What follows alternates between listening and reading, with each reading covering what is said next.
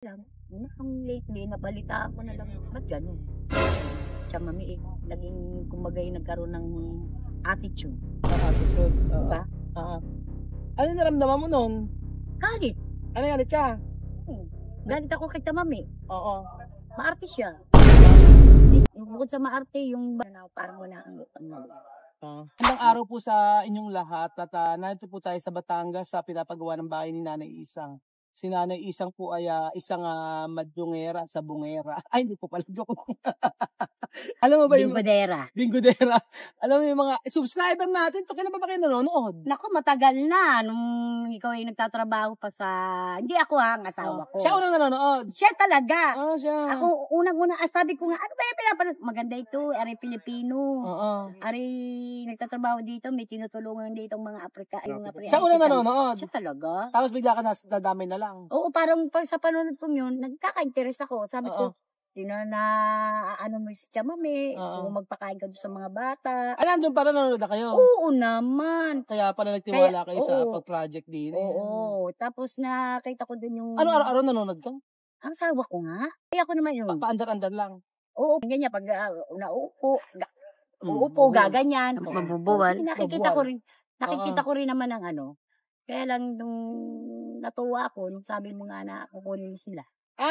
Nang kukunin ko na sila pa uwi rito, natuwa ka na? Oo, sabi ko ba? Ba't yung iba yung sabing gano'n na hindi naman daw sila natutuwa? Aba, ikaw ka naman tumulong sa mga hindi mo naman talahi.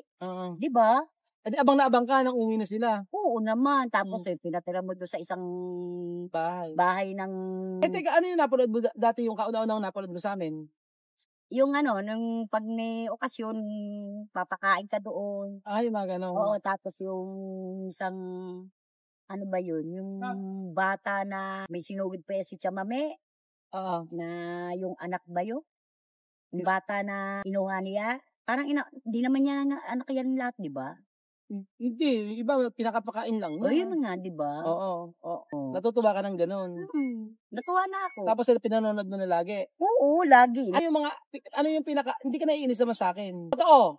Ba't ako mainis? Akala ko kapag may mga desisyon akong ginagawa na Hindi, lang ako. Siyempre, natutuwa naman ako bilang subscriber at saka bilang isang, kumbaga, ay natin sa Pilipinas. Kumbaga, hindi naman natin kalahin. Oo, na tinulungan. Natin. Ano naman yung dating pinanood nyo, yung talagang tuwang-tuwa ka? Pag may okasyon, papakain ka. Pag may pakain, nang gusto mo talaga. Mataas nga yung mga views nun pagka may mga pakapakain. Oo nga. Mataas ang views? Kita ko, paano ka maghanda doon.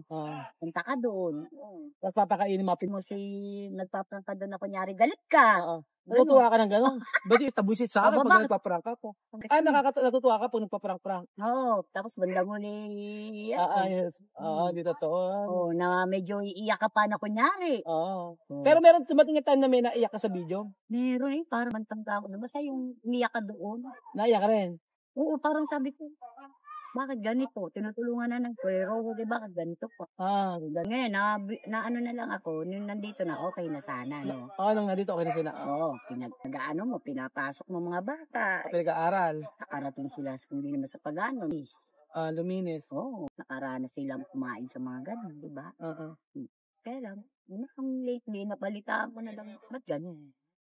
Siya mami, naging, kumbaga, nagkaroon ng attitude. Attitude. Diba? Ano yung naramdaman mo nun? Galit. Ano galit ka? Galit ako kay Chamame. Oo. Maarte siya.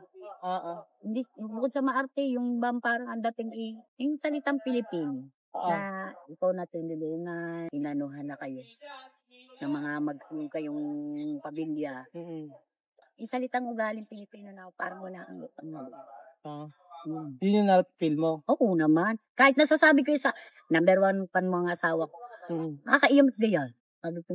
Sinugod pa ako ni Nanay Isang mga amigo para po magsabi ng ganyan na siya yung nayaya mo. Tapos Tapos sabi ko nga nung aalis na, bakit nag-desisyon mo na gano'n? Pero ikaw ayaw umalis? Ayoko kasi para sa mga bata. Kasi, kumbaga, pinag-aaral mo siya. Ayos na kita mo naman mga bata gawa nga magulang. Yun, doon sila pupunta. Doon nararamdaman mo ngayon sa kanya galit? Inis. Yamot. Ano ba yun? Salitang Batanggenyo. Ano ba ang yamot? Iyamot, ka. naiinis. Naiinis ka. Pero paano pag dumating yung time na bumalik sila dito? Para sa akin, wag. Para sa'yo, wag na. Magpaano ka lamang, parang gagawa ka na naman ng ikabubuti nila, tapos mamaya magkakaroon na naman ng attitude, magano si Chama mo. Wag na. Okay lang no, kung yung suportahan mo sila doon, mga para sa mga bata. Okay lang. Pero yung wag para sa akin. Para sa'yo. Kung halimbawa yung anak gustong pumunta dito. Oo, yun pa. Yung bata. Oo. Dahil na sa'yo, napamahala sila sa'yo Kita mo, hindi ka naman nagpakita ng sa mga bata. Ng masama, Oo. Puro kabutihan. Igagaganda ng bata yung biro mo nakapag-aral sila sa private ba yan? Sa private. Biro mo, sa ka na nakakita. Ano sabi ng asawa mo? Nayayamot din. Oo, sabi nga ng asawa, sabi nga ni Ed wala tayong magagawa Tsaka may nalaki ang ulo. Sabi? Oo, nalaki daw ang ulo. Gano'n. At saka yaka ko, ayan siguro, may mga nababasa niya sa chat. O sa mga nagko-comment. Kaya parang lumaki ang ulo. Di apektado kayo nang umalis? Asawa ko. Yung asawa mo? Oo. Si kay Ed? Oo. Ano sabi niya? At tingnan mo, aalis na. Aalis na. Sabi niya. Apektado siya? Oo. Kawawa mga bata. Sa Chamame, yun parang ganun-ganun pa. Nagagalit, ganun. Sabi niya, hindi ko na masabi. Ba't ka apektado? Apektado talaga. Ano kay mga viewers talaga ganun. Number one Oo nga kasi pinagkatiwala nga nila yung project nila dito sa yung bahay nila dito papagawa Oo. Kasi mayroong pwedeng kayong ibang pang magpagawa, di ba? Meron talaga kasi yung pinagano ko ng lupa dito, ang asawa niya.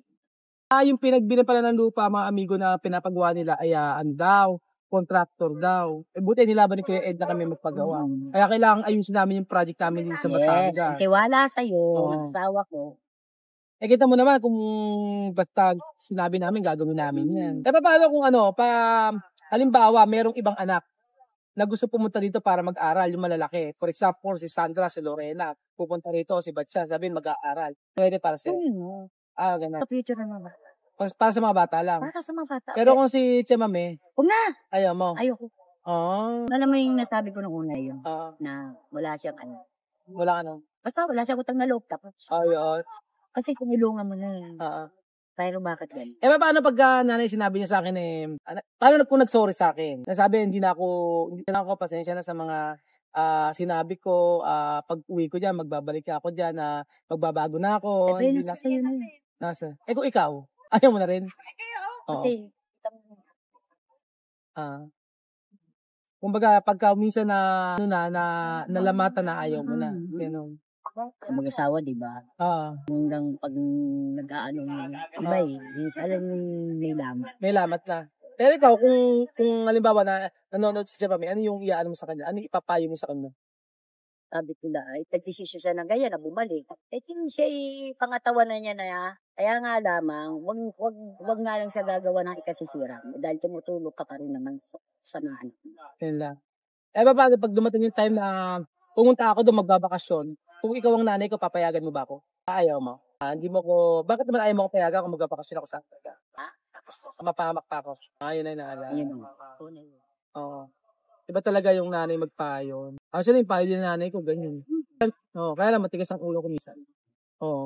Kaya minsan marami nagagalit sa akin, matigas ang ulo, hindi nakikinig, ganyan.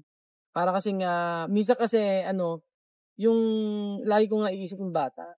Pag yung mga bata na yung ginano sa akin, parang, kunyari, si Mudra, si TTM, sinabi sa akin, yung si Sophie, nahanap ka, si Amir, nahanap ka. Lumalambot yung puso ko. Kasi nung dumating nung isang araw, sabi niya sa akin, hinahanap ka ng mga anak mo, sabi niya. Suporta na lang para sa mga bata. Kasi iba pa rin na sa uliman mo ng lahat. Nakita naman ng mga subscriber na mga nanonood sa'yo. Diba, nababasa pa noon. Bakit tinutulungan mo? Hindi naman pero tinuloy mo pa rin. Diba? Yun ang dun. Kumbaga napamahal ka na nga doon. Pamahal na nga So ayan po mga amigo, yung pagsugod po ni Nanay Isang dito para magsabi ng kanyang nararamdaman, grabe, yun yung kanyang opinion. Sabi nga niya, kay Mudra, hindi namin, iba-iba kasi ang natin, iba-iba yung saloobin natin. Pero kayo, bilang viewers, kung ano yung nasabi niya, ganun din ba yung saloobin nyo? o meron kayong gustong sabihin. Kasi minsan nga, sabi ko nga sa inyo, matigas ang ulo ko, hindi ako nakikinig.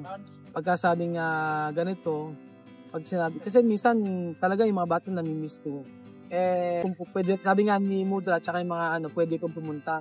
Pero base kay Nanay Isang, ayaw niya, bilang isang viewers. Pwede ka naman gumawa ng kabutihan, tumulong ka na lang. Tama na yun. Yun na lang. Pakita mo rin yung medyo, yung dati mong malambot yung puso, medyo tigas-tigas ang medyo. Pero kung kunyari, halimbawa nakita kayo ni Chamame, kunyari andyan sa Chamame, magkatabi kayo, ano sasabihin mo sa kanya? Sasampalin mo? Hindi. ano gagawin mo sa kanya? Ano papayo mo sa kanya? Para sa akin, Oo, ano sasabihin mo sa kanya? Kunyari, ayan, magkatabi bakit kayo. nagbagong isip mo? Bakit naging ganyan ka? Bakit nag-iba ang desisyon mo? Dahil ba sa nakikinig ka? O siguro naman may nagsasabi din sa kanya. Dapat tinignan mo rin yung mga ginawa sa ni Rowell. Ayun. Yeah. Galing ni Nanay Isang. Diba? Oo, talaga nanonood siya. Oo naman. So, ayun po mga amigo. So, ayun, Nanay Isang, salamat sa mga payo mo sa akin. Pero nyo, siya lang nagpayo niya. At babalik-balik naman kami dito hanggang matapos yung bahay nyo na pinapagawa dito. So, ayun po mga amigo. Thank you so much po. Si Nanay Isang may anak yan sa abroad. Yun yung anak ko sa Dubai, no? Sa Dubai tsaka sa Saudi ka? Sa Riyadh. Oo, sa Riyadh. Tapos ng Saudi yung pagpapagawa ng bahay nila, ng kanilang mansyon dito sa Bataan.